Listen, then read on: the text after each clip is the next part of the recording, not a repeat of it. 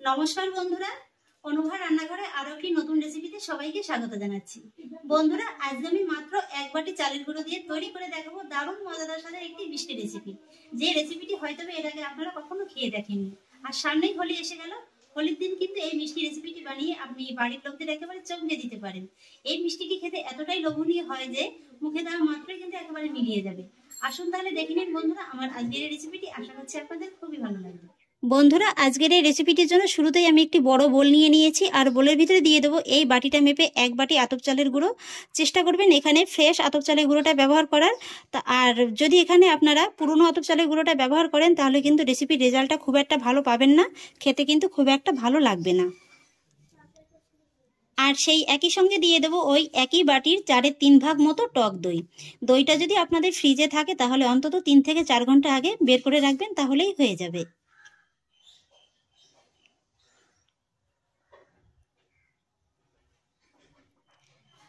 আর একই সঙ্গে দিয়ে দেবো 2 টেবিল চামচ সুজি।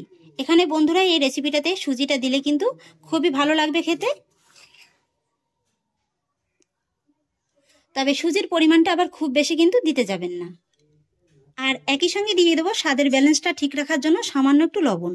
আমি যে কোনো মিষ্টি জাতীয় খাবারে একটু লবণের ব্যবহার করি, তবে আপনারা যদি এখানে লবণটাকে অপছন্দ করেন স্কিপ করে যেতে পারেন।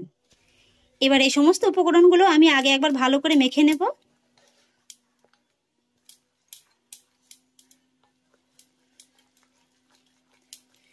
বন্ধুরা, এই ব্যাটারটি কিন্তু খুব বেশি একেবারে নরম হবে না, ব্যাটারটা কিন্তু একটু ঘন থকথকের মতো হবে।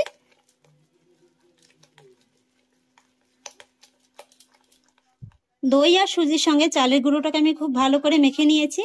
আর এবার আমি এর ভিতরে অ্যাড করব খুবই সামান্য একটু জল। জলটাও আমি খুব ভালো করে একবার এর সঙ্গে মিশিয়ে নেব।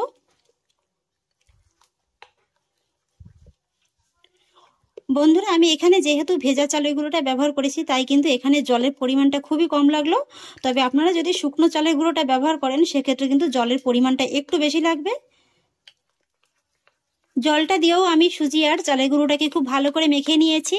আর মেখে নেওয়ার পরে টেক্সচারটা আমি আপনাদের দেখিয়ে দিচ্ছি। এই যে দেখুন বন্ধুরা, টেক্সচারটা কিন্তু ঠিক এরকমই হবে। আর বন্ধুরা, আমি এখানে যেহেতু ভেজা চালের গুঁড়োটা ব্যবহার করেছি তাই কিন্তু জলের পরিমাণটা একটু কম লাগলো। তবে আপনারা যদি শুকনো চালের গুঁড়োটা ব্যবহার করেন সেক্ষেত্রে কিন্তু জলের পরিমাণটা একটু বেশি লাগবে। আর এই যে দেখুন বন্ধুরা, টেক্সচারটা আবারও দেখিয়ে দিচ্ছি, ঠিক কিন্তু এরকমই হবে। আর এবারে আমি এই ব্যাটারটিকে এইভাবে রেস্টে রেখে দেবো 1 ঘন্টার মতো। এই 1 ঘন্টার মতো রেস্টে রেখে দিলে কি হবে, এটা ভিজে আরো অনেকটা ফুলে একেবারে মোটা হয়ে যাবে। আর এই 1 ঘন্টার ফাঁকে চলুন আমি চিনি শিরাটা তৈরি করে নেব। আর সেই জন্য একটি কড়াইয়ের ভিতরে দিয়ে দিচ্ছি ওই একই বাটি মেপে 1.5 বাটি চিনি। আর একই সঙ্গে দিয়ে দেবো 1.5 বাটি জল। সেই সঙ্গে দিয়ে দেবো 4টি ছোট এলাচ। এলাচগুলোকে আমি একটু মুখটা ফাটিয়ে নিয়েছি। এবার মিডিয়াম আঁচে আমি এই চিনিটাকে জলের সঙ্গে খুব ভালো করে মেল্ট করে নেব।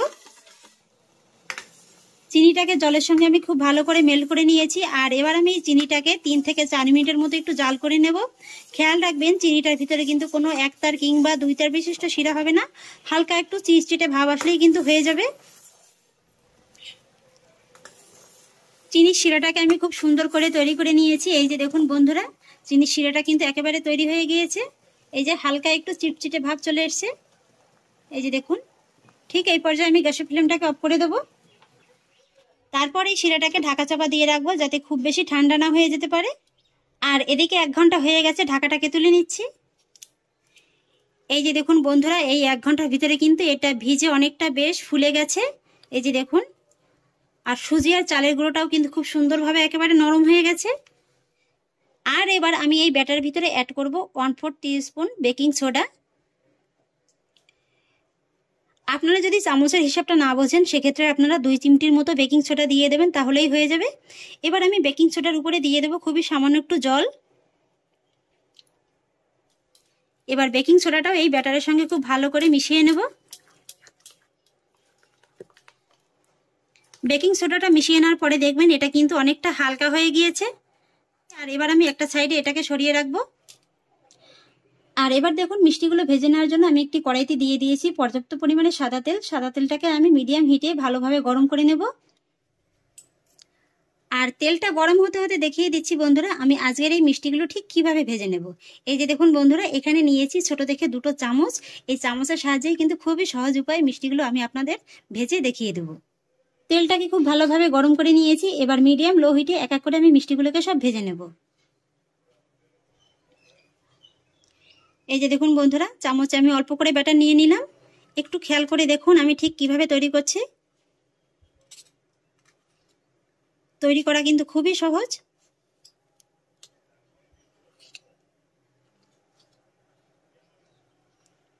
এইভাবে তৈরি করলে কি হবে, আপনাদের হাতেও লাগবে না, আর তাছাড়া কিন্তু খুব সুন্দর একটা শেপ চলে আসবে।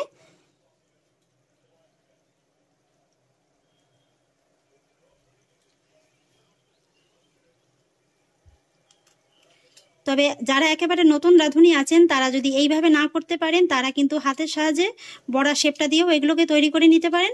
সেক্ষেত্রে কিন্তু দেখতে অন্যরকম হবে, কিন্তু স্বাদের কিন্তু কোনো তফাৎ হবে না।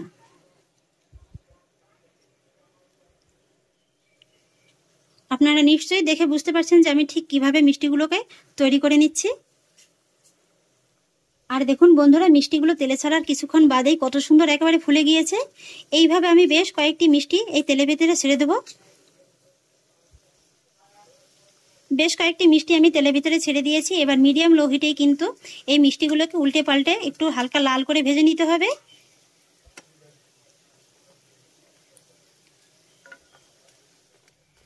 মিষ্টিগুলোকে আমি উল্টে পাল্টে হালকা লাল করে ভেজে নিয়েছি। বন্ধুরা, এই মিষ্টিগুলো কিন্তু খুব বেশি লাল লাল করে ভাজতে যাবেন না, তাহলে আবার শক্ত হয়ে যাবে।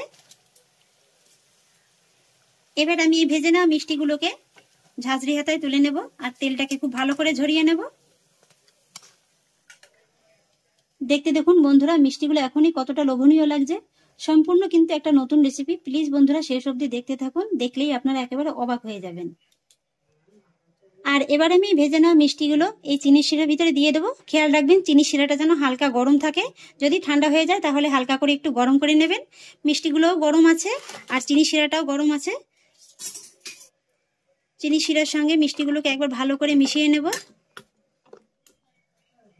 তারপর এই মিষ্টিগুলোকে আবারও এইভাবে ঢাকা চাপা দিয়ে রাখবো। আর এই মিষ্টিগুলো কিন্তু বন্ধুরা ভিজতে খুব বেশি সময় লাগে না, 15 থেকে 20 মিনিটের ভিতরেই কিন্তু ভিজে যাবে। একই রকম ভাবে আরো কয়েকটি মিষ্টি আমি ভেজে নিচ্ছি। এই মিষ্টিগুলোও ভাজা হয়ে গেছে, একই রকম ভাবে তেল থেকে তুলে নেব। এই মিষ্টিগুলোকেও একই রকম ভাবে চিনির শিরার ভিতরে দিয়ে দেব।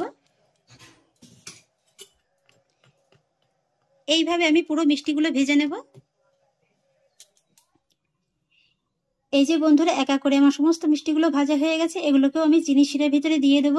তবে তার আগে যে মিষ্টিগুলো আপনারা আগে চিনির শিরার ভিতরে দিয়ে দিয়েছেন সেগুলো দেখবেন যে খুব সুন্দরভাবে একেবারে নরম হয়ে গিয়েছে, সেগুলোকে কিন্তু তুলে নিতে হবে।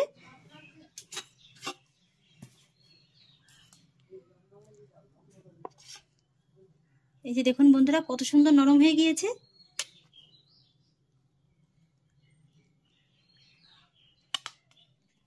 তারপর কিছুটা মিষ্টি সরিয়ে একটু জায়গা করে নিয়ে ভেজে নেওয়া মিষ্টিগুলো দিয়ে দিতে হবে। আর বন্ধুরা, এই মিষ্টিগুলোকে কিন্তু আপনারা এইভাবে চিনি শিরার ভিতরে না দিয়ে শুধু তেলে ভেজেও পকোড়ার মতো করে খেয়ে নিতে পারেন। খেতেও কিন্তু সেগুলো খুবই সুন্দর লাগে। পুরো মিষ্টিগুলো দিয়ে দেওয়ার পরে আবার এইভাবে ঢাকা চাপা দিয়ে আমি রেখে দেবো 10 মিনিটের মতো। 10 মিনিট বাদে এবার ফিরে এলাম, ঢাকাটাকে তুলে নিচ্ছি। এই যে দেখুন বন্ধুরা, যতটা চিনি শিরা ছিল চিনি শিরাটা দেখুন কত সুন্দর একেবারে টেনে গিয়েছে। আর মিষ্টিগুলো দেখুন বন্ধুরা, একেবারে যেন তুলোর মতো নরম হয়ে গিয়েছে। এই যে দেখুন। এবারে আমি মিষ্টিগুলোকে একটি সার্ভিং প্লেটে সার্ভ করে তারপর আপনাদের দেখিয়ে দিচ্ছি। মিষ্টিগুলোকে আমি একটি প্লেটে সার্ভ করে নিয়েছি। আর এবার আমি মিষ্টিগুলোর উপর থেকে ছড়িয়ে দেবো কিছুটা পেস্তা বাদাম কুচি, এতে করে দেখতে খুবই সুন্দর লাগবে। মিষ্টিগুলোকে আমি খুব সুন্দর করে সাজিয়ে নিয়েছি। আর দেখতে দেখুন বন্ধুরা, মিষ্টিগুলো কতটা লোভনীয় লাগছে। দেখেই মনে হচ্ছে না যেন এখনই খেয়ে নিই। এবার একটা মিষ্টি আমি আপনাদের একটু কেটে দেখিয়ে দিচ্ছি যে এর ভিতরে রসটা কত সুন্দর ঢুকেছে।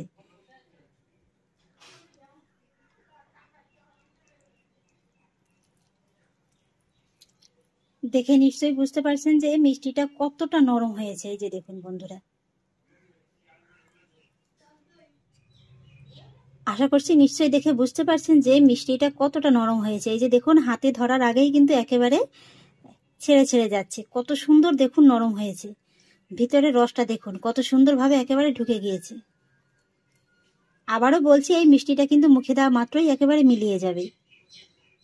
তাহলে দেখলেন তো বন্ধুরা, ঘরে থাকা কিছুটা সাধারণ উপকরণ দিয়ে কত সুন্দর একটা মিষ্টি রেসিপি তৈরি করা হয়ে যায়। আর আশা করছি বন্ধুরা, আমার আজকের এই মিষ্টি রেসিপিটি আপনাদেরও খুব ভালো লেগেছে।